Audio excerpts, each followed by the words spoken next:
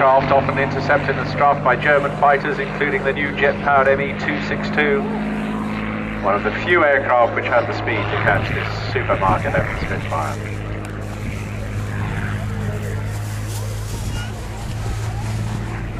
They all led extraordinary lives, these old planes. This one was sold for the incredible sum of just £25 to the Royal Netherlands Air Force in July 1947, when it was taken to Deelen in Holland and used for many years as a ground technical instruction aircraft.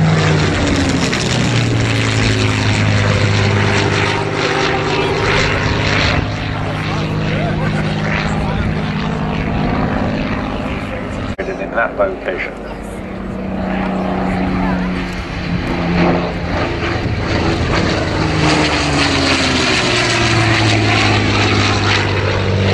Returned to the UK in